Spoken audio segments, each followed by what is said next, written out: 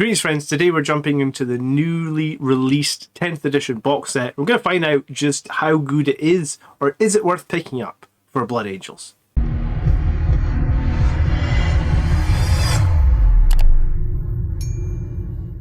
So thanks for being here, and at the end of the video I'm going to give you my score and rating on just how much value I think is in this box, so make sure you stick around for that. So if we've not met, I'm John, the Blood Angels Commander. Every week we're looking at ways to make your Space Marine stronger on the tabletop. So let's jump in. This is Leviathan. What we get inside the box, what we care about, I guess, is 25 Space Marine miniatures. You obviously get the Leviathan rulebook. I don't think there's actually... It's good, because there'll be a lot of lore and stuff inside the rulebook, but in terms of like me being a tournament player, this rulebook isn't that useful. It's like 392 pages, they specifically called that out. I'm not carrying a 400-page book to any event, so not sure I love that. I would rather, maybe if in the future, if anyone's listening from Games Workshop that value my opinion, I would split this. I would put the rules in like a tiny page, 20 page, 30-page pamphlet, put all your lore and call it something low-y, Leviathan-y, I don't know, something better. Anyway, you also get the chapter-approved mission deck, which everybody will need to play 10th edition. 10th edition, if we've not already covered it, is going to be much more card-based for your missions and secondaries. And then you get your transfer sheet as well. And it's about 50 Blood Angels transfers here. I think it's hard to see because they didn't release the full image in like super high def. But I believe there's some new Blood Angels ones we haven't seen here. Maybe just a couple. So that's cool. Okay, so we get our transfers. We get 25 miniatures. You obviously get 47 NIDs as well. And the NIDs do look gorgeous, I must say. If I had time to do a second army, the NIDs are calling at me. Like, they look so good. Alright, so let's dive into the Marine half of this box. That's what this video is focused on, and decide what we think for it. So what you actually get, and I just broke it all down here, and no, everything is monopose. Which means if you are going to convert it, or try and convert it, it's not going to be the easiest to convert. It can be done, and I think I would say, like, don't be scared of converting monopose models. I've done it a bunch. It just takes time and effort. I'll maybe do like a video on the channel if people think that would be useful, of me converting some of the monopose stuff. But it's definitely done. For example, I took the Chaplain from the Indomitus box and an Outrider and crafted my own Chaplain on a bike. Do you know what? I'll put a picture of my Chaplain on a bike on screen now, so you can see him, and he has two separate monopose models made into a single guy, and I actually took the Crozius from another model altogether. So don't be afraid to do it. It is doable. Maybe it takes a little bit of time, but it can definitely be worth doing. Okay, what are you getting in this new box? You're getting the Captain Terminator armor. He's armed with a Relic Blade and a Stormbolter. You Librarian in Terminator armor. He's armed with a Force Weapon and Stormbolter. It's actually the axe, but his datasheet that they've shared doesn't look like maybe there's choice. Maybe all the Force Weapons have been rolled into one. We have the Apothecary Biologicalist, I think I'm saying that right, who had an Absorber Bolt Pistol. They did say he had a tiny little chainsword, and you'll see it above when we get to the picture of the model. I don't know if he can use the chainsword, but they also said he wasn't really a healer. He's more about buffing, so that's interesting. We're going to get the Lieutenant and Phobos armor with combi weapon and paired combat blades. We're going to get the Stern Guard, the Terminators, the Inferno Squad, and the Ballista Dreadnoughts. And remember all these weapons that you see, and we're going to get to pictures of all the weapons, so I'll dive into them in detail a little bit further. But the second slide, I wanted to work out, like, how much value is this? Like, how many points is this? So just in the current edition, so in 9th edition, and obviously the ones in purple don't exist in 9th edition, so I've just taken a guess. I'm probably plus or minus 10 or 15 points. But I reckon that just the Space Marine half of the box, you're looking probably about 1,045 points. It probably makes 1,000 points pretty comfortably for the new edition. Yeah, so let's go into each individual model. We've got the Terminator Captain with the Relic Blade and Stormblade. He looks great. He has a cool Tyranid base, which would make a lot of sense for Blood Angels, being that we just killed them all at Devastation of Baal. He could be eclipsed by a Terminator with either a Thunderhammer or a combi weapon, or a mixture of both. Those are options that a Terminator Captain can take. He is chunky and he is monopose, but I think he's still like an 8 out of 10. He's decent. He would look cool in red. And maybe there's some sort of conversion you could do here for the Thunderhammer. I guess we'll see. This Librarian, I think, looks amazing. He's probably my favourite miniature in the box. Just the sculpt on him really gives this Librarian a lot of character. I have the Blood Angels Librarian, and I think this guy just eclipses him, like the Blood Angels Librarian in Terminator armor. However, when you look at his data sheet, he could also have a combi weapon, and I think the Blood Angels one had a combi melta. So again, this guy could be eclipsed by the older model. He only has a small tactical rock, so that's not very good. He is chunky and he is monopose again, but overall he does feel like he could be very good. He'll look better with some red in him. Everything looks better in red. Come on. They should really do one of these. They need to do one of these sets now that is a Blood Angel starter set. Like halfway through the edition, you know, you got Vanguard Space Marines halfway through 8th. You got Strike Force Augustus halfway through 9th. Halfway through 10th, we need the Blood Angels Jump Pack Detachment. That's what we need. And all the models are red. Please, Games Workshop, come on. We've been waiting like 6 years now for Primaris Jump units. Next up, we've got Lieutenant. And this guy has got paired combat blades and a combi weapon. The Tyranid shoulder is cool. Again, it would fit with the aesthetic of Blood Angels doing the devastation of Baal. I think he might play second fiddle to the Lieutenant with a Storm Shield, just because Lieutenants typically don't have invan saves. Maybe this guy does have an invan save, but the one with the Storm Shield is strong, and obviously the one with the Storm Shield does a 2 damage Mastercrafted Power Sword, which is good. He has some tactical entrails. I guess it's kind of a meme at this point. If they're standing on something, it's tactical. He is a horrible half-ass. I was going to say half-assed. No, he's a horrible half-mask thing. I'm not a fan of these half-masks. Some people are. I'm not. I put beak heads on my incursors and infiltrators. I think beaks look cool. So I'll probably put a beak on this guy's head. Bonus points. You can buy forge-rolled beak heads if you don't have any. He is a lieutenant. Again, he could be eclipsed by a firstborn lieutenant because firstborn lieutenants can take jump packs. He's monopose. So like 7.5 out of 10. I don't know if I've been saying the numbers for the previous one. I said 8 and 8. Okay. The Apothecary. He's not a Sanguinary Priest, so he loses some points for not being a Sanguinary Priest.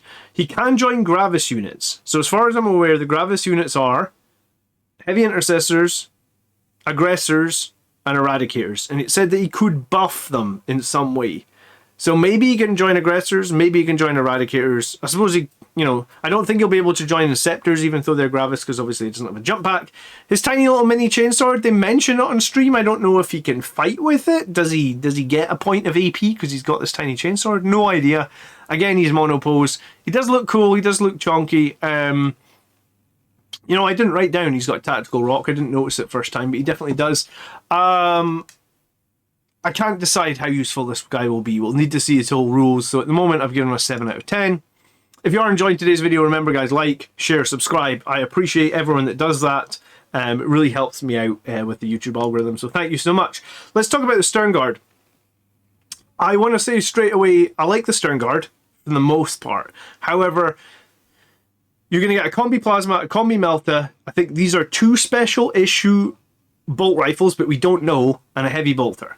Now, it's probably unlikely that this is going to be the most optimal version of the squad, meaning you're going to either have to wait for the easy-to-build version, sorry, the non-easy-to-build, the non-monopose version, or you're going to have to buy a second squad of them. It's going to be very difficult to convert these as well, because this is a brand new combi weapon we haven't seen before with the ammo on top and the plasma sort of baked into the middle. So Primaris combi weapons don't exist. There's also no close combat weapon on the Sergeant, and if I'm correct, Stern Guard usually can't take a close combat weapon on the Sergeant, so this bolt pistol is very anticlimactical. He'd be much better off with a power sword and a power fist, but that's a conversion you could easily do yourself. They're not nearly as detailed as Firstborn Stern Guard, and I didn't notice this. When I first looked at this, I was like, oh yeah, they've got the robes, that's sort of Stern Guard-y. And someone from the chat shouted at me and was like, John, I don't like the Stern Guard, because let's have a look at regular Stern. These were the Stern Guard. They all have unique torsos. Every single one of them has a unique torso. They have unique belts. They have much more variants on the shoulder pads. Arguably, these shoulder pads could all be replaced. If this is a monopose, if this arm is a single piece, you can snip off this whole shoulder pad, get yourself a nail file it all down. You could put a Stern Guard shoulder pad on top of it and make them more feel like Stern Guard. Or you could even put this guy's, if you had this helmet with the is it a wreath, a laurel, whatever? You could put some of these more Sternguardy helmets on them as well if you had them. So you could make them look a bit better. I guess one guy has a little eye thing. I think that's the first time we've seen a Primaris with that. Maybe I'm wrong. But yeah, in terms of like having the same identity as these guys, I think the Primaris ones are like a level behind. Maybe it's just because it's the monopose. I guess let's cross our fingers and hope that this is why. But I've said 7 out of 10. Be it, you're not going to have the most optimal weapon choices. And they don't have as much customization as we might like. The Terminators, I think they're arguably going to be the best unit for Blood Angels in this box. There's new rules that let you deep strike in the middle of the opponent's turn. However, you don't get any Chain Fists, you don't get the Heavy Flamer option, and you don't get the Cyclone Missile Launcher. And you only get 1 Tactical Rock. I mean, you get a small one, 2 Tactical Rocks. I think this is going to, for a lot, if you do not have any of these Terminators, the Bolter Power Fist variant Terminators, like the first set of Terminators that were released, really, then I think it's going to be valuable for you to have these. If you already have Terminators like this, and for example, I had 2 squads of this in last edition. I actually ripped off all the Power Fist arms and put on Chain Fist arms because Chain Fists were better in 9th edition, I felt like. So this squad's only going to have a lot of value if you don't have Terminators. If you don't have any, then it's probably 8.5. If you already have a Firstborn squad and you already have some weapon options, then this probably plummets down. They're also probably highly not compatible with the current kits. These guys are quite a bit bigger than regular Terminators, so I feel like it's very unlikely that, like, if you had a Blood Angels Terminator shoulder pad, I feel like it's very unlikely it's going to fit. I think it's also going to be quite difficult to snip that shoulder pad off. Sometimes when you got these monopose guys where their arm is a single piece, sometimes it's reasonably easy to take the shoulder pads off. Sometimes, depending on how intricate it is, and the Terminators are a little bit more intricate on these shoulder pads, you know, like all these in and out bits like here, this could actually be quite difficult to convert. The teleport homer is cool as all hell. It eclipses the teleport homers we had before, that's for sure. But yeah, so these will be harder to convert. They'll be strong if you don't have them. Otherwise, I guess they're like a 7. Okay, the Inferno squad. We actually got some rules on these guys. So this is 10 guys, all with Pyroblasters, which are basically 12-inch flamers with D6 shots. Strength 5, but no AP. And if you shoot, you know, after you've shot, you could choose 1 enemy infantry that has been hit, and you can make them take a battle shock test. But unless I'm missing something, these guys have really short range. I mean, you will be able to advance and shoot them. And they don't have any AP. So I feel like they're not going to get a lot of play for Blood Angels. They do look cool, but I kind of feel like they're going to be like Intercessors. Intercessors are a cool looking squad and everyone's got a lot of Intercessors, but when you actually come to the game, no one ever runs Intercessors, or you maybe see one squad in like every 10 games. And Intercessors just got their weapons made better. I kind of feel like this squad is going to be... I don't think it's going to be good. I think maybe if it had been like a battle line unit and had OC2, like Objective Control 2, might have been cool. But I can't foresee this squad having a ton of play. If you want Flamers, would you not just run Aggressors, which would basically be more survivable, probably just as much damage? Yes, maybe their Flamers are 1 strength less, but I don't think you'll live or breathe on 1 more strength on a Flamer. Or you could even run Centurions with Flamers, that would be good as well. And apparently Centurions and Aggressors are going up in toughness. So there's a question mark if they're even going to be maybe toughness 6. So if they are toughness 6, then this squad, to me, I don't know. I feel like there's other units in the Marine Arsenal that can flame chaff, and that's what this squad's trying to do.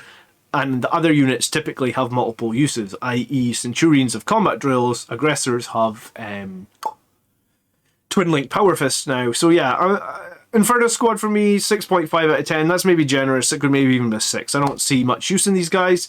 Let's talk about the Ballista Dreadnought. This is the last unit, I think. I've said it's like an 8 I've said it's an 8 out of 10. What changed with Dreadnoughts is the armor save got 1 better, the toughness got 3 better, the wounds went down 1 in terms of like, I would call this like a Redemptor chassis Dreadnought because it's the same size as a Redemptor. So toughness 10, 2-up save. We already know that there's like a strat for Space Marines that can basically give them Armor of Contempt. So potentially this could have a 1-up save on toughness 10. The lack of invuln save to me feels like it's not that important anymore if you have a 1-up save on toughness 10. When I say a 1-up save, what I mean, if anyone's not familiar with that, is you're ignoring 1 point of AP. So basically, if you're hit with -1, you would be normally saving on 2s, but you're -1, you're getting +1, which you're still saving on 2s. So essentially, it's just like a 1-up save with a -1 AP applied, right? So Armor of Contempt, I guess, usually, rather than say 2-up save ignoring 1 AP, I would just say it's a 1-up save, right? Because it's the same thing. And you can never save on 1s anyway. You always have to save on 2s, right? Okay, the Ballistas has an ability where if you attack an enemy that's not below half strength, you can reroll the hits. So it's got a special las cannon, which is the Ballistas las cannon. It's 2 shots, strength 12 -3, d6 +1. And then the Cyclone Missile Launcher is also 48, strength 10 -2, d6. Now, the interesting thing is, like, if you shoot this at a Rhino, I don't even think you wouldn't kill a Rhino. I think on average you do about 7 wounds to a Rhino. And that includes rerolling the hits because you're shooting something that's above half strength health. It obviously doesn't get profiled as much anymore, in that you just take -1 when it's on like less than 4 wounds to hit. And so it's still moving reasonably quickly. An 8-inch move, again, seems a bit sad that these guys just move 8 when Helverns and Armigers move like 12, right? I don't see why these guys move slower.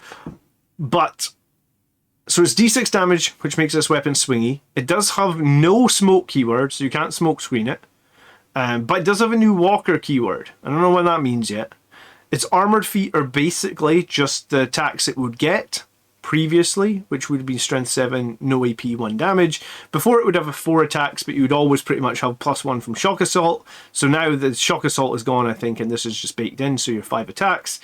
And then you got a twin linked Stormbolt or whatever that might be worth, probably not all that much. I've said it's an 8 out of 10. I think you're going to need some armor, and you're going to need some anti-armor weapons. And I guess a d6 +1 las cannon at strength 12 -3 feels pretty anti-armor. The crack missiles have got better, but crack missiles are notoriously swingy with their d6 damage. So it's really going to depend on the points for this guy. If he comes in more points than a Redemptor, I think you're going to be better taking a Redemptor. So it's really going to depend on his points. I think it looks quite cool. Some people said it looks a bit dorky. I like it. It's going to feel pretty imposing on the battlefield. I'd say it's like an 8 out of 10 if you need fire support. Again, if you've got a lot of fire support, if you've got land raiders, whatever, it might not be worth getting. So what's the conclusion on the price? I think it's not the best box for Blood Angels. In my 10th edition list, right, when I'm making a list for 10th edition, I might include the Librarian, some Terminators, and a Dreadnought. But without knowing all the rules, it's pretty hard to make a super informed decision. What is good, I think, is it's 1,000 points for somewhere between 150 and 180 bucks. That's the leaked price. I don't know if it's 180 and you can get it for like 150 with the resellers, or if it's 150. It's going to be somewhere around 150. But in the situation that you could maybe trade the NIDs with somebody else, then you're essentially going to get 2,000 points of Marines. You know, if you can give all your NIDs away to get someone's Marine half, then you're going to get 2,000 points of Marines for 150. You're going to get 2 Dreadnoughts. You're going to get 2 sets of Terminators. You're going to get 2 of all those characters. The Lieutenant potentially could be converted as well, which I think is possibly one of the most interesting characters. The giant rulebook, I said at the beginning, isn't so useful because it's going to be heavy and you're never going to want to take it to the event. The transfer sheet seems fine with 50 Blood Angels transfers on it. The mission deck's obviously going to be important. I'm not sure if you can actually play without it. I guess my question is going to really be, is there going to be enough for your army that you're going to bring in to make it worthwhile? So I would say, like, overall for Blood Angels, it's maybe a 7.5 out of 10 for experienced players. It could be closer to like an 8.5 out of 10 in terms of usability if you can double what you get in the box. But I think in value, it's really hard to not score it almost all the way up at 10. I'd probably rate it like a 9 out of 10 for value, just because everything is monopose. But yeah, I said before, don't be scared to convert some of those monopose things. It's doable and it can be very worthwhile. Maybe an old Blood Angels upgrade sprue could be a good shout here if you wanted to convert like the Blade Guard or the Infernus Marines.